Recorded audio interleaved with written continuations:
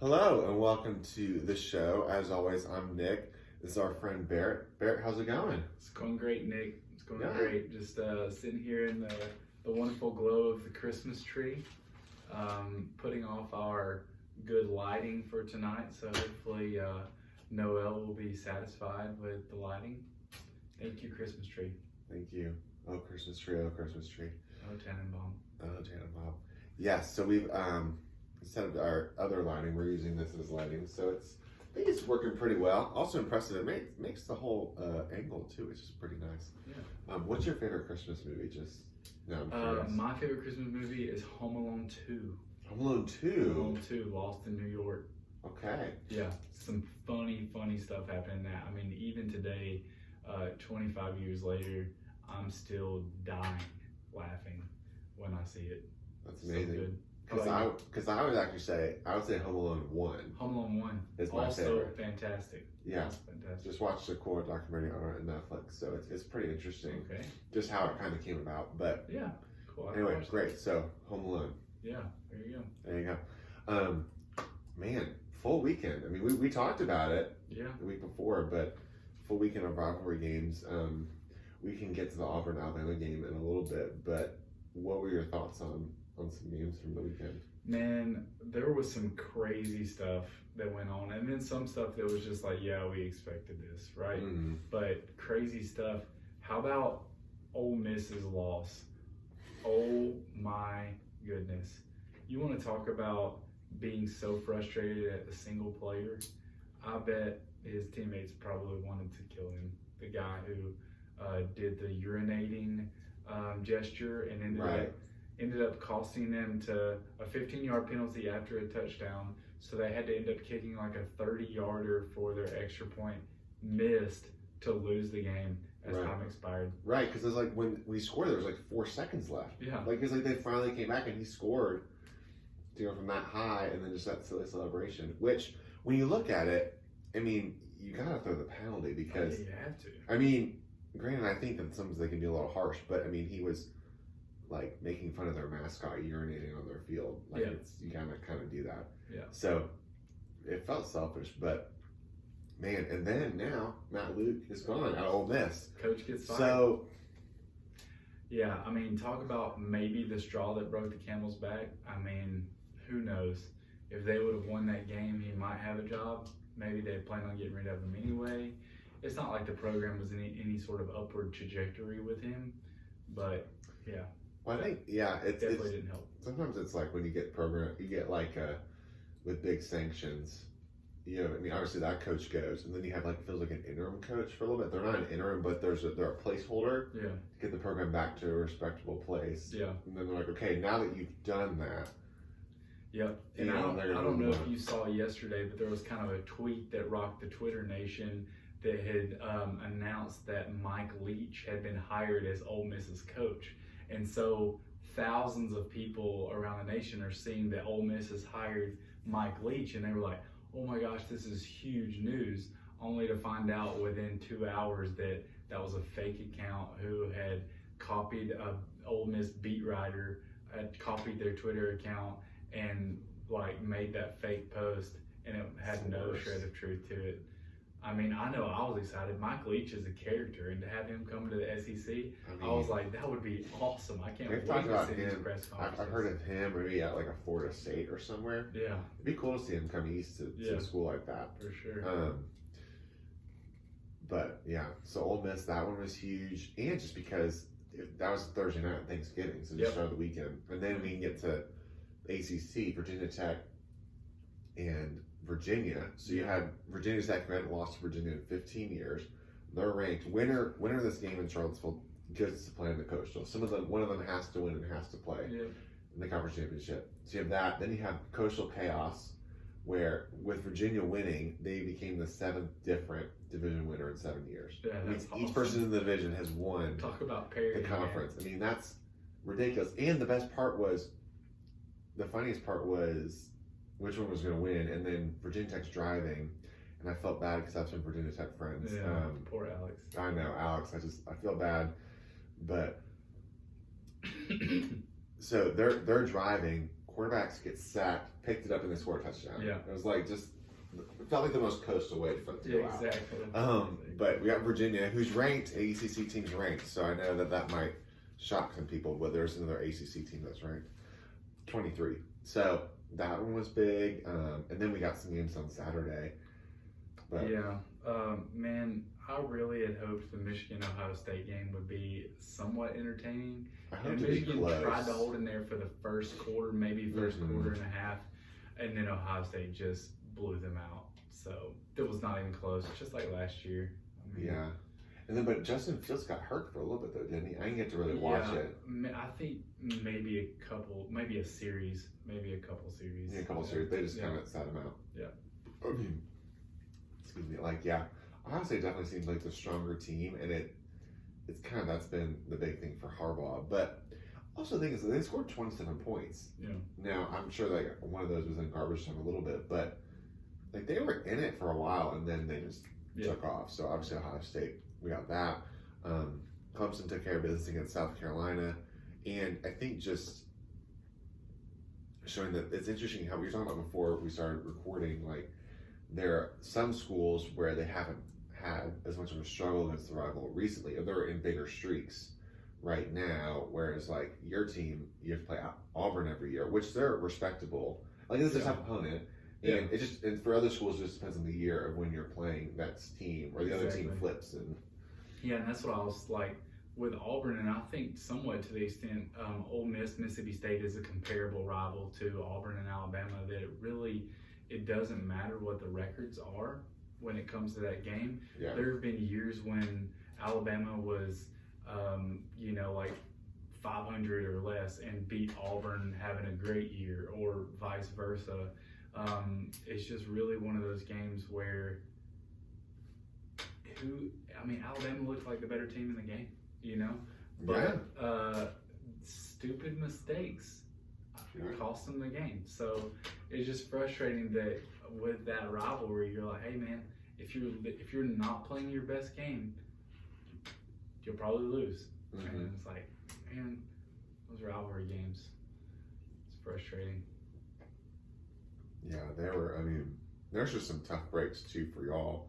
And Auburn got, I won't say lucky, but they took advantage of the opportunities that were given to them, and for sure. And getting a couple of non-traditional touchdowns really helps. And And Auburn's wide receivers and their kicker played outside unconscious. There were at least 3 catches by Auburn wide receivers that were just like, what?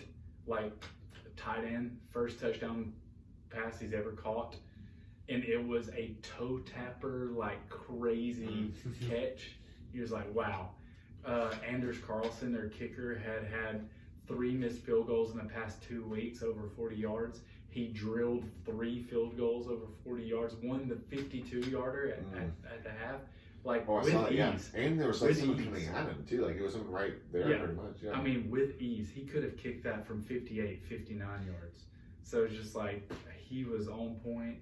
And then Alabama, you remember how a few years ago, back in 2010, 2009, there was the term Clemsoning? I wouldn't be surprised if we created that as an Alabama thing. We Alabama'd, ourselves in the Auburn game. We gave it away pretty much, Well, and I think the thing too is and what people I feel like are going to remember the most from that game is missing the field goal. Yeah, that's going to be remembered the most. But the last play of the game, it was a 4th down. Yeah, what are your thoughts on that? Because I was just curious. Most undisciplined team that I've ever seen Nick Saban coach. 13 penalties. Yeah, and the most important one coming on the last play, where you legit had a chance, a minute and some odd seconds left, and you would have got a chance to go down the field and kick a field goal and take it to overtime. Not that we would have hit a field goal, but hey, the way that we were playing on offense, we could have scored a touchdown.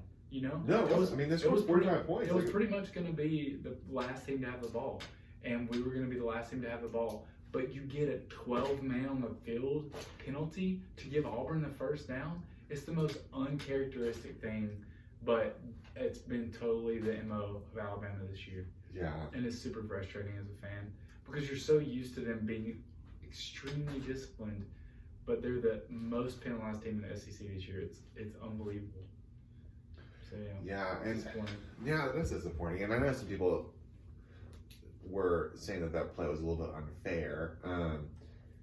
And I mean forget unfair. I don't know. I'm saying, but if you're from Auburn's perspective, you're like, I'm not supposed to win this game. Yeah, I'm gonna throw everything I've got. It's sure. instinct, and if this is a rule I can use, like, for sure. There's nothing.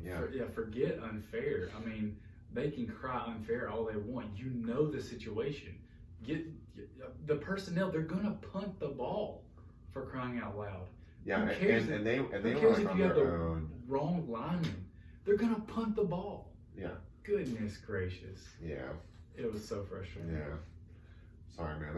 That's tough. And I mean, it is what it is. It's life, but.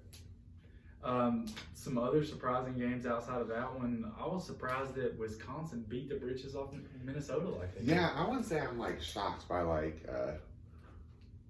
that Wisconsin won. Oh yeah, for sure. I expect them to win, but the way they were dominant. They were dominant, and Wisconsin hadn't been dominant since when they played Michigan. Yeah, like early in the season. Like I didn't think of the team that like they're really dominant against. So we'll see. I mean, that one was a big one. LSU absolutely obliterated Texas A&M.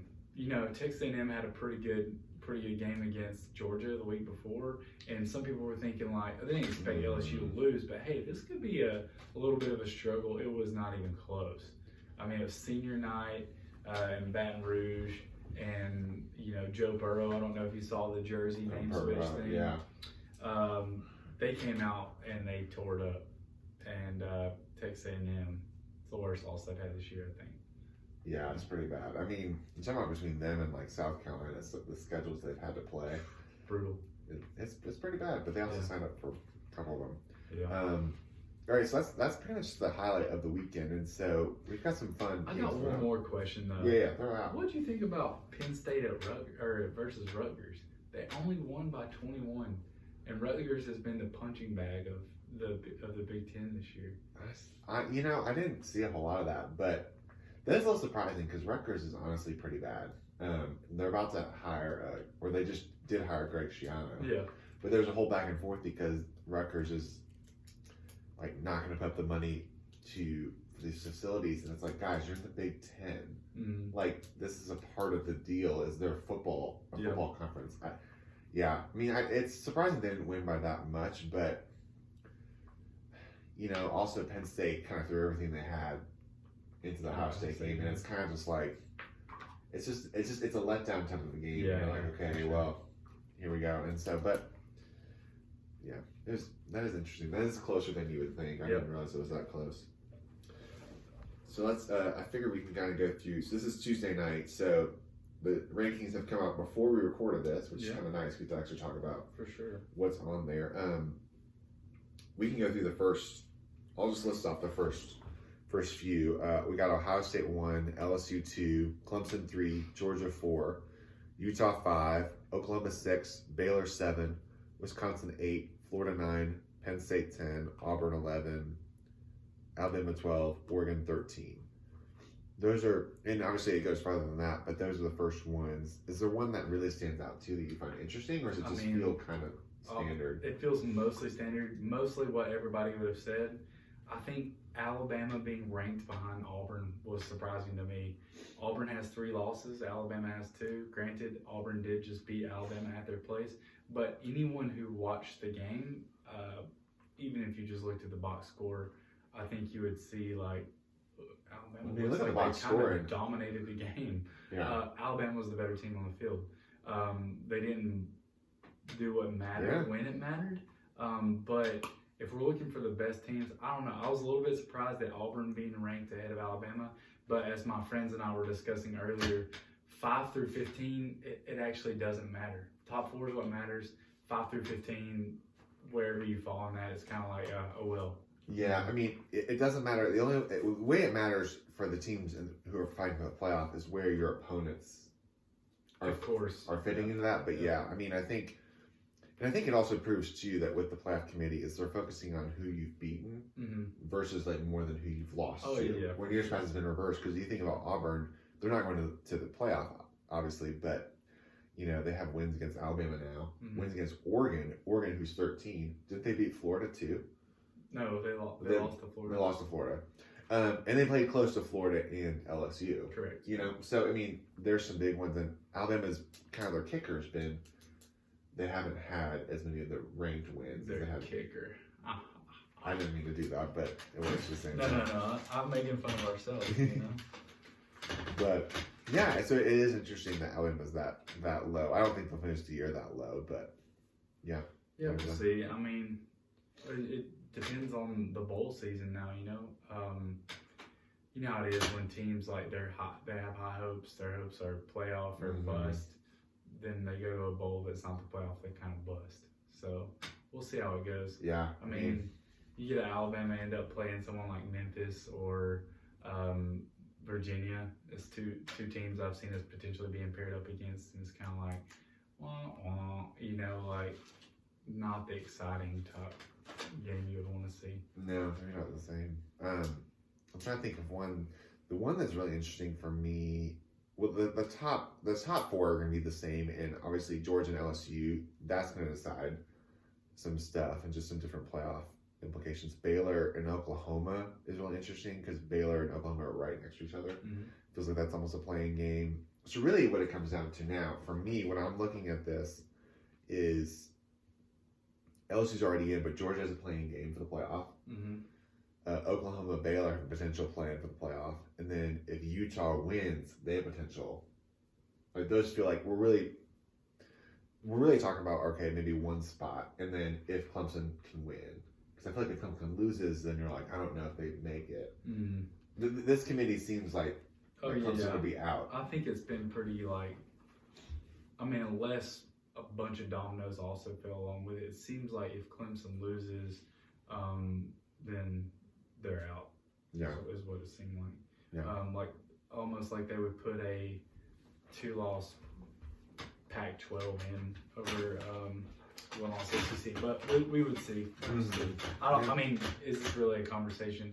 Who in the nation thinks that Clemson will actually come close to losing this game? I'd say it's probably not many people. No, probably not. But it's just interesting to think of how many spots are we actually talking about that are actually open for discussion. I think one. I think pretty much one too. What affects it though is if Georgia wins, then the top four stay the same, just the order changes. Yeah. But if LSU wins, which seems more likely, then that's what we're talking about. Yep. So. Yep. Let's see. Do you want to talk about some games real quick? Yeah, man. Okay. I figured we can do some picks real quick as we're wrapping up. We've got Utah, Oregon. Friday night, Utah is -6. They're playing the 49ers Stadium. What do you think of that? Man, I think Oregon's got it. You think? To me, I mean, Utah's got a great defense, but still, the only team that was any good that they played this year, they lost to, USC. So, I don't know. I feel like Oregon's got this.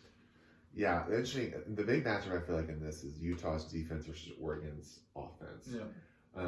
I like Utah on this. They just feel like a team that's really been on fire so far. I'd be really interested to see. And I don't know if I'm interested to see how Oregon's defense plays in this. But if I had to pick, I'm going to go Utah. But this one's a harder field for sure. We can talk about Clemson UVA for a second. I think Clemson ends up pulling away. It might be closer in the beginning. It may take a little bit, but they'll end up pulling away. Yeah, I think that there's a reason why Clemson's favored 28.5. I mean, that seems a little high. It's laughable, but I mean, it's true. I mean, there's been nobody to challenge Clemson in the ACC. Nobody in the ACC can challenge Clemson, and Clemson will win easily this week. Yeah, we can go. Let's go this one next because it's interesting. It's not a Power 5 one, but we got Cincinnati-Memphis. Rematch. Which is a rematch, which is hilarious about this, is they played exactly the week before. Cincinnati at Memphis, they were 19 versus 18 at Memphis. Memphis wins by 10. They're playing again the same weekend. Cincinnati's 20, Memphis is 17. So they just moved up one away from each other. and they're playing again, and Memphis is a 9-point favorite. Yep. So, wow, how crazy will this be if it's the exact opposite? If Cincinnati ends up winning, yeah, it'd be cool. I guess I've always heard it's harder to beat a team a second time. Yeah. So you tend to favor the other team. Yeah, for sure. I think I'm gonna go Memphis, but yeah, I'm gonna go Memphis. I don't have as good of a feel on that. But how about another rematch? Baylor and Oklahoma. What are you thinking? Oklahoma's favored 9. They're favored 9. 9 feels high. It does feel high. It feels that high. was a close game last time, and Oklahoma, barely won it in the last drive of the game. Baylor had a shot to come back. I'm going Bears. Yeah, I think Bears are going to do it, and I think it's going back to that same thing we talked about before. That it's just hard to be a team a second time. Yeah. And okay, so let's say that happens. Baylor would have a win over a top 10. Utah would not, because they would have only beaten Oregon, who was number 13. Who goes, Utah or Baylor? Well, when you look at that, and then obviously you have to look at the strength of schedules and different things like that. Utah, their loss would be to USC on the road. Mm-hmm. Baylor's loss would be to that Oklahoma team. Mm-hmm. Now, the strength of schedules might be similar. In that scenario, I feel like you could put Baylor in. I feel like you have to put Baylor in. Because their win against Oklahoma, to me, feels more impressive than over Oregon, who doesn't really feel like they have a big signature win this year. Yeah. And Baylor, and they didn't lose by that much anyway. Yeah. So, to me, when I look at the two, and I just feel like the strength of the Big 12 is a little stronger than the Pac-12. Yeah. So I would go Baylor. If Baylor wins in that scenario, then I think they're in. And how crazy would that be to see Baylor in the Final Four after a few years ago being 0-12? I mean, if they make it to the Final Four, Matt Rule might get some. He's got calls. Coach of the Year for sure. Yeah. Well, even if he gets calls, the question is, does he leave? I mean, I don't know. Building a program. It's fun. It's fun to see some different schools. Yeah. Come up there. That's really fun. Let's go. We got a couple more. Ohio State, Wisconsin. Ohio State's the big favorite in the 16.5 points. You got the two Reds again. I feel like they're always like some form of red is in the Big Ten. Does Wisconsin put up a fight in this? Does this feel like? I think does it feel like a game? Like most Ohio State games this year, where for the first quarter it's tight, and then Ohio State just runs away with it. But haven't they already played once this year? Wisconsin. I believe they have. Yeah. And it was close for the first quarter. It was a rainy day. It was the same day Auburn played LSU. Mm-hmm. I mean, it was tight for a few minutes, and then Ohio State drubbed them.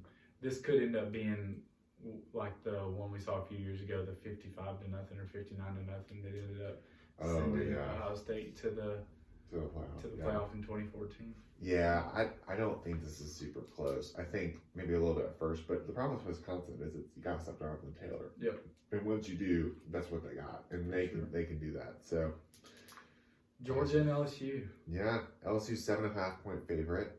It's not enough. You don't think it's enough? No, LSU's going to beat them by 21. By 21. 21. Yeah. Yeah, that. It's interesting. I've got LSU in this too. I think it's one of those games that on paper looks like it could be a game, but the problem with Georgia, and also, isn't like, is that a different guy? Is that Zach Pickens? Is he even playing, or is that like somebody else I'm thinking of? I don't know if I know Zach Pickens. He's a wide receiver. Georgia's number one wide receiver is suspended for the first half. That's we're talking about the same. Yeah. He's suspended for the first half for swinging at Georgia Tech player. Yeah, so dumb. That was really. And dumb. It's like he's like clearly the number one, and they don't have a lot of receivers anyway. No, yeah, they don't. I think in this though, LSU might give up a few more points than people are expecting. Like it might be like 42 to like 24. With a couple of garbage time. Yeah, maybe. Yeah. I mean, also DeAndre Swift is hurt. You know, I mean, he'll play, but he walked off the field like nursing a shoulder or arm injury this past week. So, I mean, the thing is, Georgia does not have a lot of firepower on offense. No, they can't get behind. They've got to like control the ball and be ahead the whole time. Yeah, I mean, the great defense as they always are, but on offense, there's not a ton of firepower there. So. I mean, even though LSU doesn't have a stellar defense this year like they're used to, I mean, I still feel like this is a wide gap that we're talking about here. Yeah, 7.5 doesn't feel close enough. So, Okay, so in that scenario, yeah, so LSU would be in, Georgia out. Then we're really looking at Utah if they win, potential, and then Baylor, Oklahoma. So, who do you hope gets the 4th spot? Not from like a Clemson fan, but from like college football, just exciting play. I think exciting for more of the playoff standard would be fun to see either Baylor or Oklahoma. Just because with the Baylor factor, you've got a team like you were saying was just down a couple years ago. They make it, and now they're gonna be huge underdogs. I'm not saying they're not gonna be, but just to see them in there making strides of what they're doing in the program is really cool. And then Oklahoma, it'd be cool to see Jalen Hurts make the playoff on a different team. Yeah, and I think so too. Alabama not making the playoff is an interesting story too. Yeah. You know, like his team making I think Oklahoma making the playoff would be exciting because you got that whole Ohio State, Oklahoma kind of thing that's going back and forth with the two transfer quarterbacks playing each other. Yeah, exactly. So I hope Oklahoma pulls it off, and I really hope Oregon beats Utah, so it's not even a question. I would love to see Oklahoma in there. So then you have, I mean, that's 4 pretty blue blood programs. State standard, but in that scenario, it would be Ohio State, Oklahoma, and then LSU, Clemson would be semifinals. Yep. So it'd probably Ohio State versus one of those two. Yeah. So that'd be a fun national championship. Yeah. I like it. So, well, thanks guys for tuning in. Remember to get your trees decorated. We're excited. Fun weekend of college football with the championship game. So stay tuned. But for now, we're signing off.